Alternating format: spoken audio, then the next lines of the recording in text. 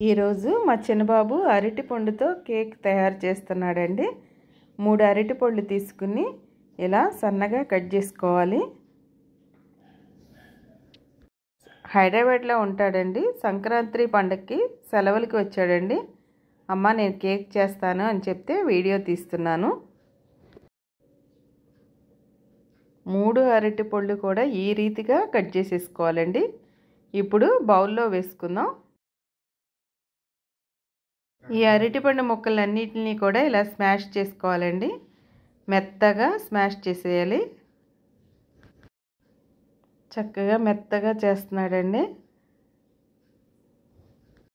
ఈ కేక్ చాలా బాగుంటుందండి. చిన్నపిల్లలు చాలా ఇష్టంగా తింటారు. ఇప్పుడు 2 కోడిగుడ్లని ఇలా తీసుకోవాలండి. ఈ కోడిగుడ్లు 2 కూడా బాగా కలిసేటట్లుగా కలుపుకోవాలండి.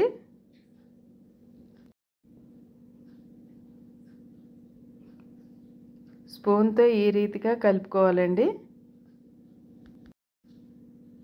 ఇలా తయారైపోయిన మిశ్రమంలో ఇప్పుడు కోకో పౌడర్ వేసుకుందామండి. 2 స్పూన్లు కోకో పౌడర్ వేసుకోవాలి. ఈ కోకో పౌడర్ అంతా కూడా ఈ మిశ్రమంలో బాగా కలిసేటట్లుగా కలుపుకోవాలండి. ఈ కోకో పౌడర్ కలుపుతుంటే మంచి స్మెల్ వస్తుందండి. ఈ విధంగా ఈ కోకో పౌడర్ అంతా కూడా ఈ మిశ్రమానికి బాగా పట్టేటట్లుగా కలుపుకున్న తర్వాత ఇప్పుడు మనము కేక్లో వేసుకునే బేకింగ్ పౌడర్ 1 స్పూన్ వేసుకోవాలండి. ఈ బేకింగ్ పౌడర్ కూడా కలిసేటట్లుగా కలుపుకోవాలండి. ఈ కేక్ చిన్నపిల్లలు చాలా ఇష్టంగా తింటారండి. చాలా మెత్తగా ఉంటుందండి ఈ కేకు. ఇలా అంతా కలుపుకున్న తర్వాత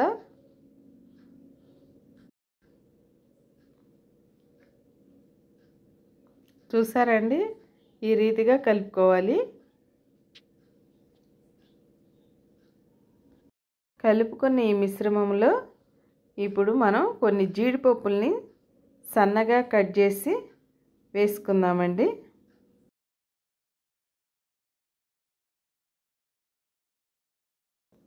ఒకసారి కలుపుకుందామండి.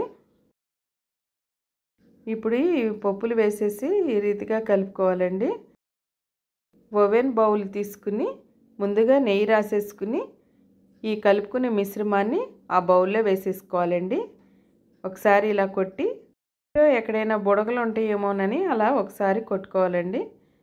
ఇప్పుడు ఓవెన్లో ఈ గిన్నెని పెట్టేసుకుని 4 నిమిషాలు కుక్ చేసుకుందామండి. 2 నిమిషాల తర్వాత ఓవెన్లో కేకు ఎంత బాగా ఉబ్బుతుందో చూడండి. 4 నిమిషాల్లో కేక్ రెడీ అయిపోయిందండి. కేక్ రెడీ అయిపోయిందండి. ఓవెన్లో నుంచి తీసేసుకుందాం. కేక్ని ప్లేట్లోకి తీసుకుని ముక్కలుగా కట్ చేసుకుందామండి.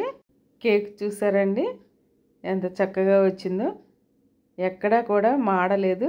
మంచిగా కుక్ అయింది. ఎంత మెత్తగా ఉందో. మీరు కూడా బనానా కోకో పౌడర్తో కేక్ తయారు చేసుకుని ఎలా వచ్చిందో కామెంట్ చేయండి.